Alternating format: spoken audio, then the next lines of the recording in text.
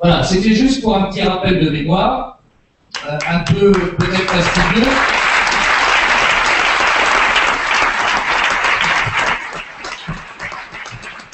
Je ne le ferai plus. Je ne le ferai plus. C'est pour ça que la réunion est si tôt. C'est pour ne plus avoir à en reparler. Parce que ce qui compte, c'est ce qu'on va faire demain. Mais on ne peut pas dire ce qu'on va faire demain quand on n'a jamais rien fait hier. La crédibilité, c'est d'abord de dire, est-ce que tu es capable de? Est-ce que ce que tu dis, c'est crédible? Est-ce que tu veux pour cette commune? Est-ce qu'on peut vérifier si vraiment ce que tu dis, on peut faire confiance? Je pense que c'est ça le vrai message. Alors, le vrai du sujet, c'est maintenant. Maintenant, comment je vois les choses? D'abord, je souhaite une liste de larges rassemblements. La politique, c'est au vestiaire. J'en fais au plan national. Je lève un peu modérément le pied parce que je ne me perds jamais dans les querelles politiciennes qui ne m'intéressent pas. Je défends des convictions, je continuerai de le faire, mais je ne me noie pas dans les péripéties qui m'agacent, donc aussi bien au sein de mon parti qu'à l'extérieur. Une liste de rassemblement la plus large possible, représentative de tout milieu, de toutes origines, de tout secteur géographique. Pour cela, faut être sur deux créneaux, deux jambes. Le créneau de la continuité, parce que les choses qui vont bien, il n'y a aucune raison de ne pas les continuer. Cette continuité, elle s'incarne nécessairement avec des gens qui composent la liste déjà, et qui ne sont pas encore en état de dire non, je renonce. Donc, dans ma tête, la continuité, c'est un tiers des sortants qui veulent m'accompagner, qui se sentent en accord et en osmose avec ce que j'ai envie que nous fassions pour la commune.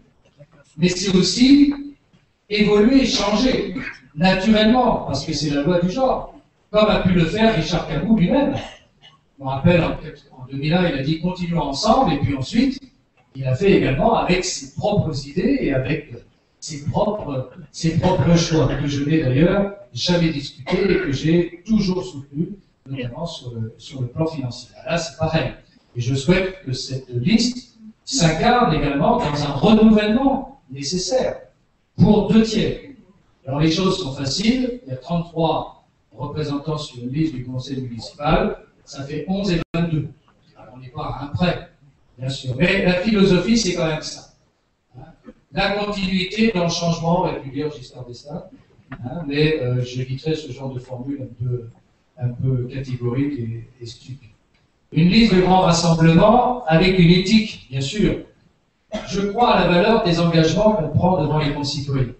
Je pense qu'être conseiller municipal, c'est un minimum de présence. C'est bien sûr ne pas confondre ses intérêts personnels et les intérêts généraux. Et quand on est en décalage avec ça, il faut que ce soit la liste elle-même qui dise à celui ou à celle qui n'est pas à la hauteur de cet engagement qu'il n'appartient plus à la liste. Ce genre d'engagement, il devrait être pris par écrit et pas simplement oralement. Je crois que dans le contexte de notre époque, les citoyens ont le droit de pouvoir avoir confiance dans leurs représentants. Ça se fait naturellement. On n'a pas de souci à dire la poubelle. Et moi, je considère que ce qui va sans dire va toujours mieux en disant. Dans le collège, j'avais vraiment personne, jusqu'au bout des ongles. Donc, je tiens à cette valeur d'engagement, d'éthique, d'exigence. J'ai du mal à accepter l'idée qu'on ne soit pas présent aux cérémonies, aux monuments aux morts, notamment dans des cérémonies importantes comme le 8 mai, le 11 novembre, le 14 juillet et quelques autres. On ne peut pas être présent tout le temps. On peut avoir des excuses. Mais très franchement, il y a toujours mieux à faire que ce que l'on peut voir et qui n'est pas propre à notre commune et que je constate un petit peu partout. Je crois que être devenu un élu, c'est être un homme public, une femme publique. Donc voilà, on s'oblige effectivement, c'est antiquinant, on n'avait pas eu de faire autre chose, on avait des obligations à faire, et c'est ainsi. Autant vous dire que ça va, je l'espère, freiner les ardeurs des uns et des autres. Mais bon, je dis les choses de cette manière pour qu'on comprenne l'esprit. Bien entendu, on n'est pas dans un régiment, on n'est pas dans une caporalisation de la vie publique, mais quand même, l'exigence. Être élu, c'est pas un privilège, c'est une exigence. Et cette philosophie-là, j'y tiens particulièrement. Moi, j'ai déjà le nom de ma liste, hein. C'est facile, j'ai pas les noms, mais j'ai le nom. Et puis je vais le dire tout de suite pour pas qu'on me le pique. C'est plus sûr. Les contrôleurs en la matière, ils sont nombreux. Ça s'appellera tout simplement Villeneuve pour tous. Ça veut bien dire ce que ça veut dire.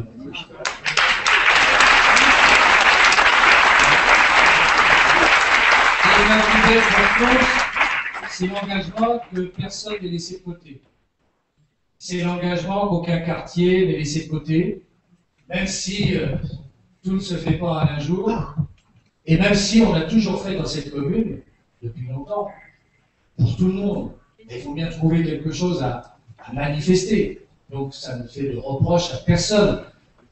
Je n'imaginerais pas qu'on soit susceptible au point de considérer que ceux qui vont se présenter en mars prochain doivent se taire pour ne faire de peine à personne. C'est la vie. Et moi, je ne me suis pas offusqué qu'on fasse des choses, parfois même différentes de ce qu'on avait pu prévoir ensemble, parce que les circonstances, parce que le contexte faisait qu'il fallait les faire. C'est tellement normal. C'est la vie. C'est l'adaptation aux réalités des choses.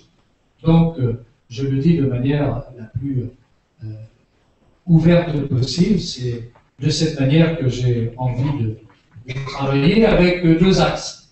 Le premier, c'est la rigueur.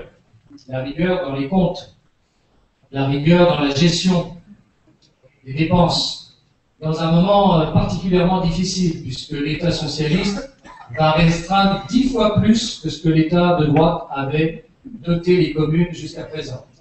Eux, ils ont compris que pour faire des économies, c'était les autres qui devaient en faire.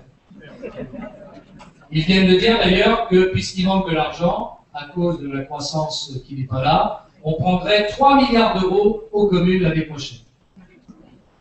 Et les mêmes qui s'opposaient à la droite parce qu'on leur donnait que la même chose, trouvent ça très bien maintenant. On va se régaler. Et ça veut dire que les communes auront moins d'argent encore que ce qu'elles pouvaient avoir d'une année sur l'autre qui s'était déjà restreint. Ça mérite la réflexion. Donc ça veut dire qu'on ne peut pas tout faire. Qui plus est, des programmes d'investissement importants doivent être aussi digérés. Si on ne veut pas s'endetter, si on ne veut pas faire exploser la fiscalité. Donc pour moi, c'est un baromètre constant. Je laisse à d'autres d'annoncer, on fera ci, on fera ça. Ouais, pas de problème, on peut tout faire. Comme disait Max Chaminadas, demandez, vous paierez.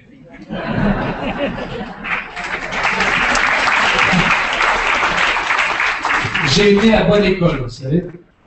Donc, pas question de faire n'importe quoi. Donc, il faut du temps au programme, et donc il y aura le temps de réfléchir à tout ça. Le deuxième axe, alors je dis quand même pour ceux qui ne connaissent pas, c'est que les comptes qui ont été laissés en 2001, la fiscalité n'avait pas bougé pendant tout le mandat, tout en faisant tout ce qu'on a fait.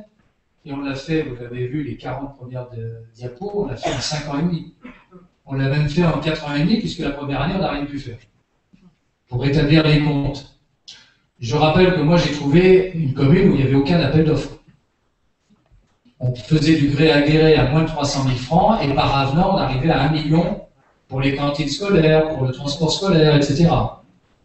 Je rappelle que nous avons découvert la supercherie de la taxe de séjour. Celui qui était chargé de la percevoir empochait la moitié dans la poche. C'est-à-dire que la commune touchait 500 000 francs au lieu d'1,2 million. Mais on l'a chopé, c'est nous qui l'avons trouvé, c'est pas la Cour des comptes, hein. C'est même pas le Trésor public, il en venait. On en venait. Je suis plus fier de ce qui ne s'est pas vu à Villeneuve-Loubet que de ce que vous pouvez voir qui a été fait. 15 chefs de service créés alors qu'il n'y en avait pas. Un secrétaire général qui recevait le produit de la brocante en liquide sur son bureau le matin. Nous avons créé 15 régies municipales. Voilà. C'est ça qui a été fait en 95 pour remettre à niveau. Pourtant, à l'époque, on disait « Ah, c'est sympa, c'est une bonne gestion de père de famille. » Ouais. Certains s'arrangeaient avec la notion. Ça ne mettait pas en cause le maire, mais tous ceux qui gravitaient autour, qui n'étaient pas vraiment à la hauteur de sa confiance. Et donc, je le dis, je le répète, je suis plus fier de ce que nous avons fait, et nous l'avons fait avec Richard Camus, sommes plus fiers de ce que nous avons fait qui ne s'est pas vu que de tout ce qui a pu se voir ensuite. Donc cette logique-là, la maîtrise des dépenses, ne pas dépenser d'argent pour rien, d'être à trouver des combines, comme là, à faire des marches avec des traverses de chemin de fer récupérés. C'est vous dire. Hein, bon, c'est pas terrible au départ, mais finalement, ça a le mérite d'exister, puis après, si on a les moyens, on fait mieux, etc., etc. Ça, c'est une philosophie. Faire comme si c'était moi qui allais me payer le truc. Il m'est arrivé parfois à dire à mes adjoints, ah ben ça, on pourrait le faire. J'ai dit, ouais, tu comptes le payer toi? Ça calme tout de suite. Hein, ah, on pourrait faire ça, ouais. Ah, c'est pas cher. Non, c'est pas cher. C'est pas cher. C'est pas cher. Ah, ça veut pas dire qu'il faut être radin complet. Hein, mais il faut quand même gérer ça avec rigueur. Et par les temps qui courent, la fiscalité était à 9%, taxe d'habitation, taxe foncière, la taxe professionnelle à 9,44, ce que l'intercommunalité a fait exploser d'ailleurs. Aujourd'hui, on va arriver à 16, 15-16 par là. Ouais, puisque ça devait finir, ils sont contents les entreprises, hein, grâce à l'intercommunalité. Hein. Et puis, l'endettement par habitant, 820 € pour mémoire. Bah, ça, c'est des trucs concrets pour ceux qui viendront me causer dans le dos pour dire des choses désagréables. La deuxième chose, c'est proximité, solidarité, fraternité.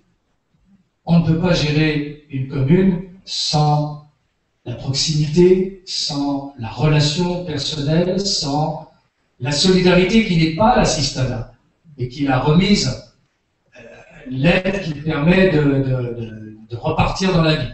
On ne confond pas l'assistanat avec les professionnels de la mendicité et avec ceux qui se battent et qui essayent de s'en sortir. Voilà. C'est un équilibre difficile, je ne veux pas dire qu'on y arrive forcément à 100%, mais dans une commune, et c'est pour ça que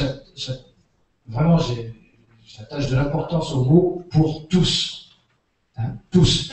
Respecter le propriétaire dans son bien. Et donc veiller à ne pas le spolier par des décisions qui pourraient remettre en cause sa vie de travail. On n'est pas un riche, on n'est pas un profiteur quand on a une maison, quand on a un terrain, quand on a un bien que l'on veut transmettre, sur lequel on veut réaliser quelque chose. On doit respecter le propriétaire privé. Et l'intérêt général ne justifie pas tout.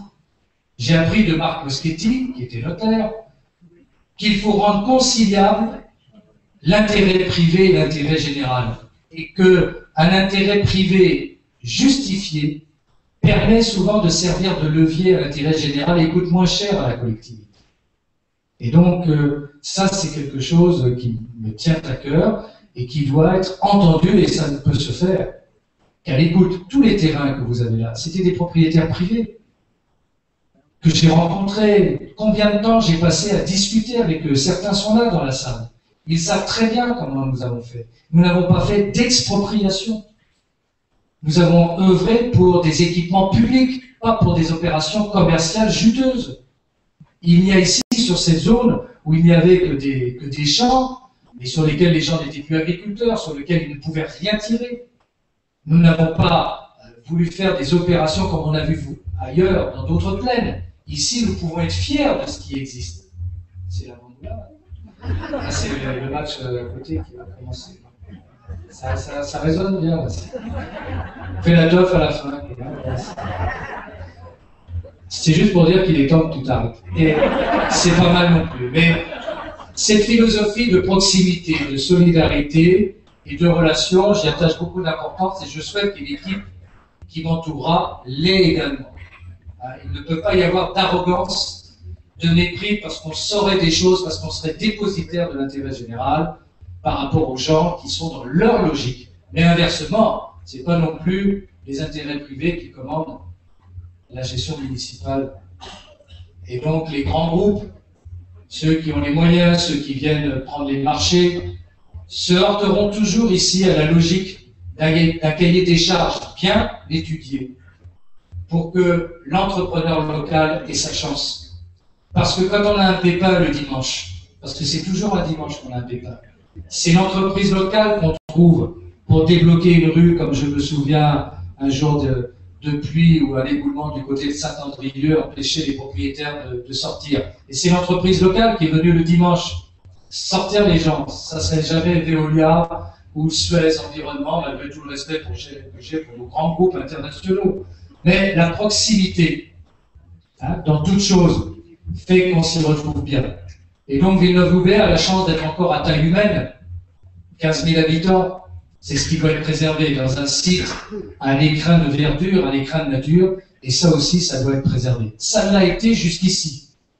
Il s'agit donc de continuer, en essayant bien sûr d'améliorer les services rendus à la population, mais une population qui doit aussi savoir que tout n'est pas possible.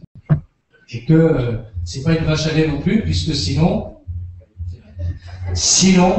on le paye par ses impôts.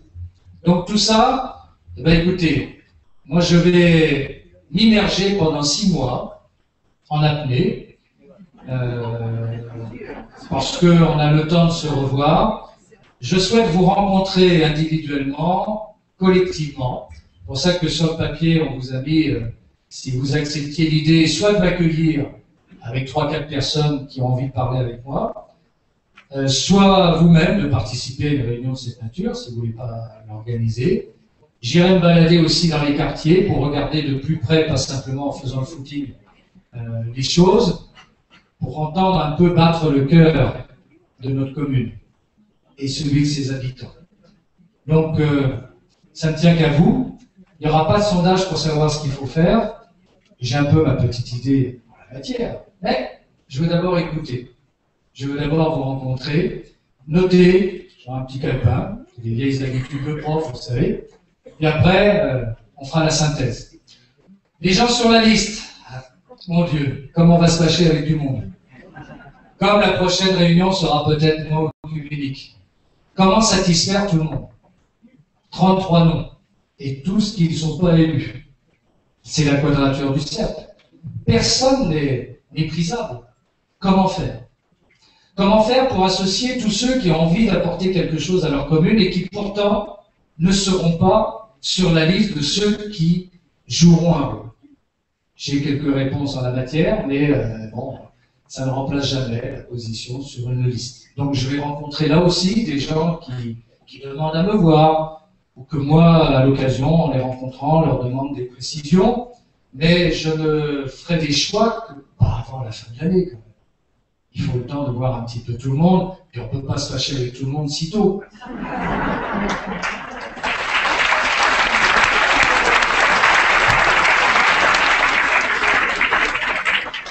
Je ferai du mieux possible, mais après il y a des logiques et il faut que ça me colle.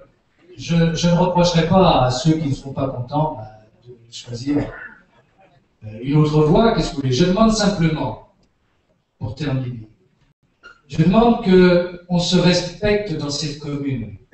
Nous nous connaissons tous. Nous nous rencontrons tous. Il y aura nécessairement d'autres listes. Je ne vais pas dire que je le souhaite, mais un peu quand même. Je ne crois pas à la liste unique. Il y aura une liste de gauche qui, de toute manière, n'aura absolument rien à dire. Sinon que de défendre le gouvernement. Et qui se fera oublier d'ailleurs, parce que ça sera tellement lourd à porter la défense de ce gouvernement, mais il est normal que des gens très engagés politiquement veuillent à tout prix avoir des représentants, quoi de plus naturel. Il y aura sans doute aussi d'autres listes diverses et variées, peut-être pas autant que ça, parce que je vous le dis, pardon, pour certains, ça sera peut-être plus compliqué, mais quoi de plus légitime? Et quoi de plus naturel que des gens qui ont envie de servir la commune veuillent le faire indépendamment de moi-même. Moi, j'offre toujours la possibilité qu'on soit ensemble, mais ce n'est pas une obligation. Ce n'est pas un mariage d'intérêt. Moi, je préfère un mariage de conviction. Donc, je préfère qu'il y ait une autre liste, d'autres listes qui incarnent une alternative, mais que les gens ne s'entretuent pas entre eux. Je leur demande de faire campagne pour Villeneuve et pas contre X, Y ou Z. Bravo!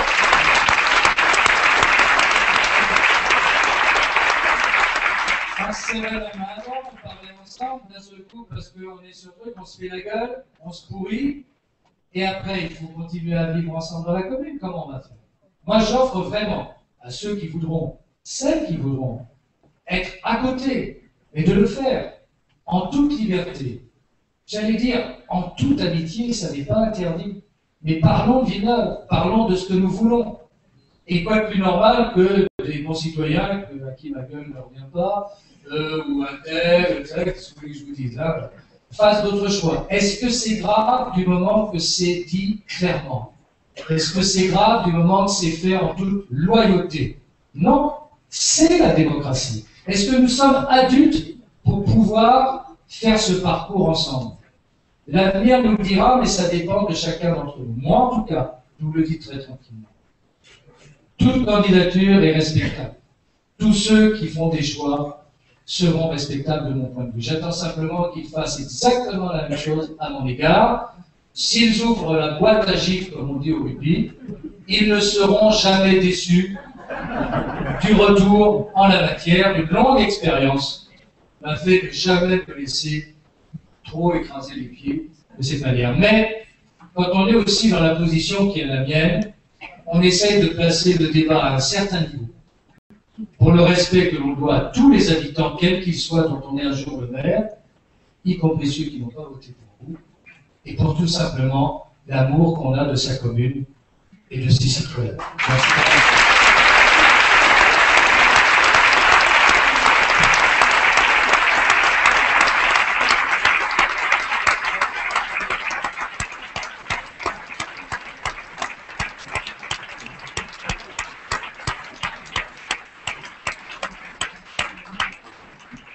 Merci d'être resté si longtemps.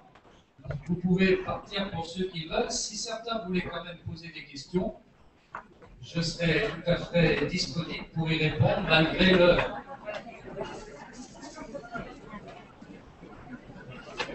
Bon, je vois que... Alors, juste un mot.